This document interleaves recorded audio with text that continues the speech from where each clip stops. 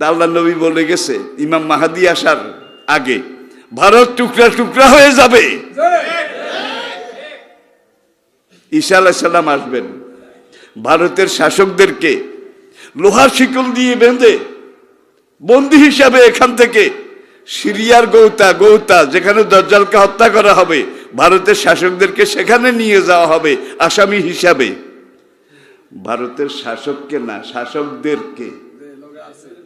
কথা কিন্তু শিকল। তাইলে ভারত কয়েক ভাগ হবে, খণ্ড বিখণ্ড হবে। হচ্ছে শুধু গুজরাটে যেখানে বাবরি মসজিদ ভেঙেছে সেখানে 5 লক্ষ মুসলমান আছে, 5 লাখ। আর মুসলমান 5 লাখ মানে কাফের 50 লাখও সমান না। গায়ে হাত দিয়ে দেখো না মুসলমান আছে না নাই।